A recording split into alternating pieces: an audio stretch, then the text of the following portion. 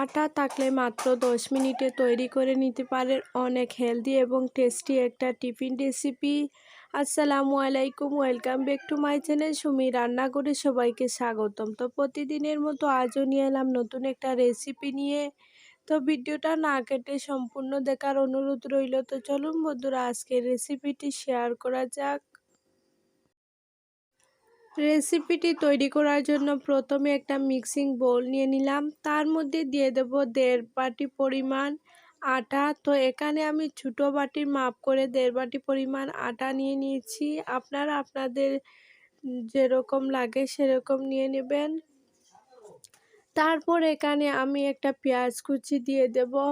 তো পেঁয়াজ ছাড়াও কিন্তু আপনারা নিরামিষভাবে এই রেসিপিটি তৈরি করে নিতে পারেন। তো আমি এখানে পেঁয়াজ ব্যবহার করব, পেঁয়াজটা খেলে দারুণ লাগে কিন্তু এই রেসিপির মধ্যে। তারপর আদা, রসুন আর একটা শুকনো লঙ্কাকে এভাবে গুঁড়ো করে দিয়ে দেব। তো গুঁড়ো বলতে এটাকে আধ ভাঙা করে দিয়ে দিয়েছি। তারপর দিয়ে দেব 1 প্যাকেটের মতো ম্যাগি মশলা।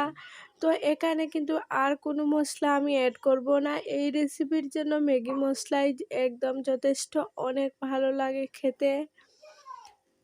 তো অবশ্যই বন্ধুরা সবাই ম্যাগি মশলাটা দিয়ে কিন্তু তৈরি করবেন, দেখবেন এর ফ্লেভারটা কিন্তু দারুণ আসবে। তারপর দিয়ে দিলাম 1 চা চামচের মতো লবণটা দিয়ে খুব ভালো করে এটাকে একটু মিশিয়ে নেব। তো আমার চ্যানেলে নতুন বন্ধু, পুরনো বন্ধু সবাইকে স্বাগতম। তোমাদের জন্য অনেকটা ভালোবাসা, তোমরাও এভাবে আমার পাশে থেকো বন্ধুরা। আর সবাইকে বলছি, অনেক আপু কিন্তু লাইক দিতে ভুলে যান। ভিডিওর শুরুতে একটা লাইক দিয়ে ভিডিওটা দেখা শুরু করবেন, আর অবশ্যই শেষের দিকে একটা মিষ্টি কমেন্ট করে দেবেন। তো আপনাদের কোন ধরনের রেসিপিটি বেশি ভালো লাগে অবশ্যই বন্ধুরা কমেন্টে জানিও। আর সবাই পুরো ভিডিওটা দেখো বন্ধুরা। তারপর কিন্তু একটা ব্যাটার তৈরি করব।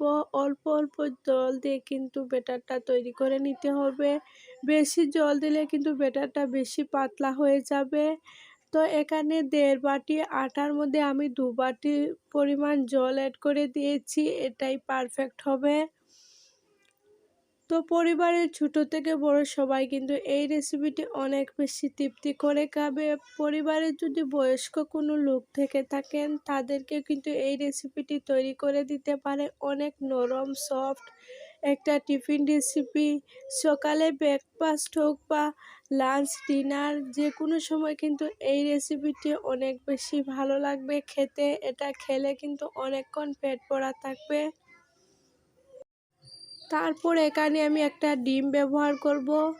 ডিমটা দিয়ে খুব ভালো করে আবারও এটাকে নাড়াচাড়া করে কিন্তু যে ব্যাটারটা তৈরি করেছিলাম ব্যাটারের সাথে খুব সুন্দরভাবে মিশিয়ে নেব। ডিমটা দেওয়ার কারণে কিন্তু অনেকটা মজার এবং সফট হবে। দেখতে যেরকম হবে খেতেও মাশাআল্লাহ ততখানি সুন্দর হবে। তো ডিমটা দিয়ে খুব ভালো করে এটাকে ফেটিয়ে নেব। তারপর এখানে কালারের জন্য আমি আধা চা চামচ হলুদ গুঁড়ো ব্যবহার করব। তো আপনারা চাইলে কিন্তু হলুদ গুঁড়োটা দিতেও পারেন বা নাও দিতে পারেন। হলুদ গুঁড়োটা দিলে কিন্তু কালারটা দারুণ আসবে। তো খুব ভালো করে নাড়াচাড়া করে আরও কিছুক্ষণ এভাবে নাড়াচাড়া করে নেব। তো এদিকে চুলায় একটা ফ্রাই প্যান বসিয়ে দিলাম। ফ্রাই প্যানটা গরম হয়ে গেলে কিন্তু আজকের এই রেসিপিটি তেল ছাড়া তৈরি করে নেব। তো একদম কিন্তু তেল ছাড়া কিন্তু খেতে দারুণ লাগবে, একদম স্বাস্থ্যসম্মত একটা রেসিপি। এটা বাচ্চাদের দিলেও কিন্তু ছেটেপুটে খাবে, অনেকটা নরম তুলতুলে হবে।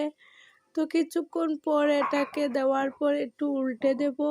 তো প্যানের গা থেকে কিন্তু খুব সুন্দরভাবে এটাকে ছাড়িয়ে আসবে। তো এভাবে চেপে চেপে কিন্তু আজকে টিফিনগুলো তৈরি করে নেব।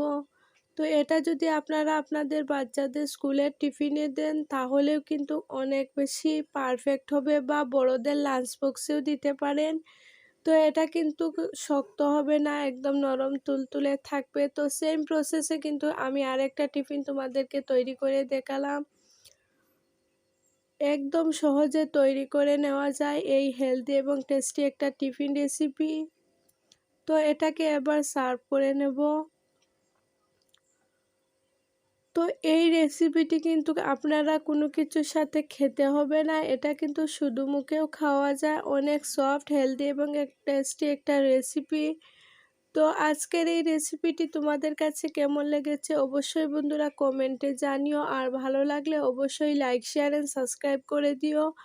তো আজ এই পর্যন্তই বন্ধুরা, দেখা হবে নতুন কোনো ভিডিওর সাথে। ততক্ষণ সবাই ভালো থাকুন, সুস্থ থাকুন। আল্লাহ হাফেজ।